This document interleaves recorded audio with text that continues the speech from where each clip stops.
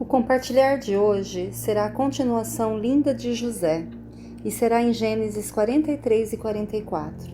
Ontem terminamos o capítulo com a recusa de Jacó em deixar o seu filho caçula Benjamim ir com seus outros irmãos até o Egito. Porém, no capítulo 43, inicia com a fome rigorosa que se alastra por toda a terra. E sendo assim, acabaram-se os mantimentos da casa de Jacó, e ele se viu obrigado em enviar os seus filhos novamente, para não morrer de fome.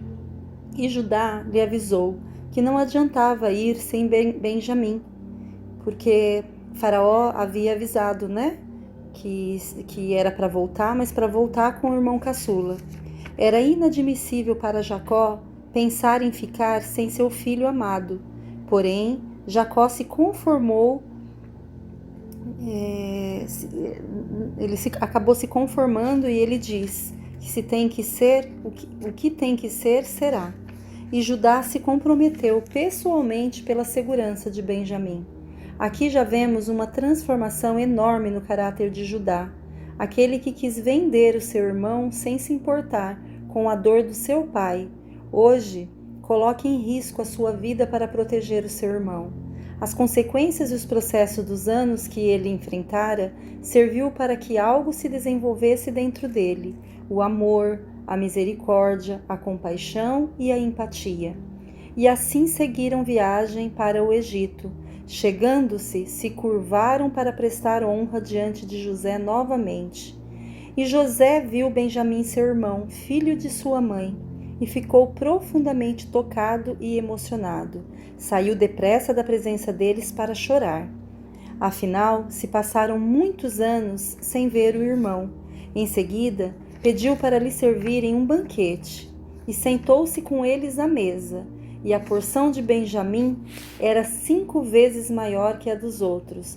Festejaram e beberam à vontade. E no Egito naquela época, quando isso acontecia, de alguém ganhar uma porção maior, era para homenagear aquela pessoa especial. Aos olhos de José, naquele dia, a pessoa especial era o seu irmão Benjamim. No capítulo 44, chegou a hora da partida dos irmãos para a terra de Canaã. Porém, José usará de uma estratégia ainda mais uma estratégia para com seus irmãos. Deu ordem ao administrador para que enchesse as bagagens dos seus irmãos de mantimento e colocasse a prata de cada um na boca de cada bagagem. E a taça dele, de prata, ele pediu para que colocasse na bagagem do irmão mais novo, de Benjamim, E a prata aqui, ela fala de redenção. E assim foi feito. Jacó faz um teste com seus irmãos. Para testar o coração deles, José queria ver se eles estavam arrependidos do que fizeram e se eles estavam dispostos a entregar a sua vida para salvar a vida do irmão caçula. E o administrador fora atrás dele, O administrador fora atrás deles. Assim que se afastaram do Egito, e eles ficaram perplexos quando ouviram que alguém deles havia furtado a taça de prata do rei, retribuindo todo o bem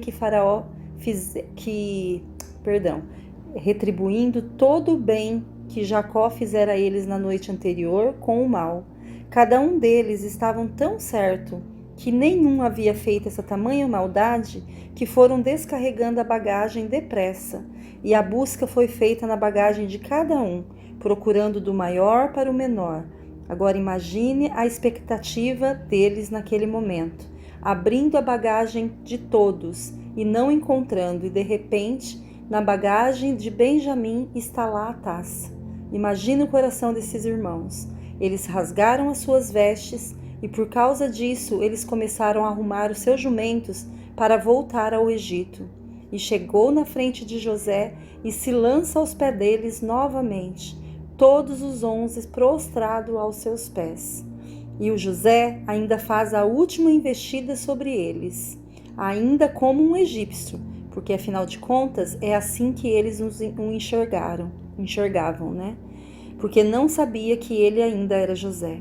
E agora eles passarão por uma prova de fogo.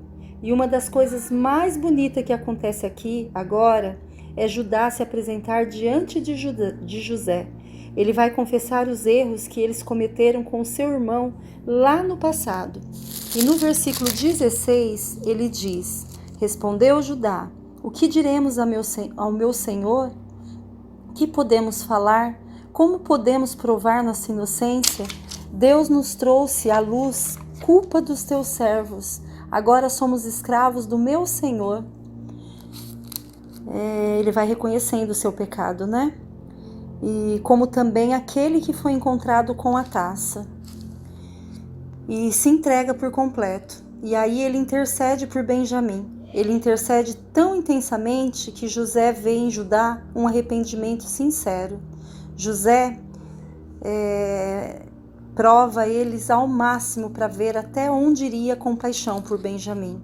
E assim Judá dá uma declaração fantástica, o considerando José como o próprio faraó. E Judá, disposto a tudo, no versículo 27 ele diz, no versículo 27, Teu servo meu pai nos disse então, vocês sabem que minha mulher me deu apenas 2 filhos. Por que ele considerava que Raquel era sua mulher? Porque lembra que lá nos capítulos anteriores ele trabalhou por 7 anos pela mulher amada que era Raquel. E ele foi enganado pelo seu sogro, que entregou Lia no lugar de Raquel. E aí ele trabalhou por mais 7 anos para permanecer com Raquel. Então ele trabalhou 14 anos, só para relembrar. Então na cabeça de Jacó, o filho primogênito dele era José. E o outro filho que nasceu e em seguida Raquel morreu, que seria Benjamim. Então por isso que Judá, reconhecendo isso, ele descreve isso para José. E um deles se foi, e eu disse, com certeza foi despedaçado. Agora, imagina José ouvindo essa declaração do seu irmão. E até hoje nunca mais o vi.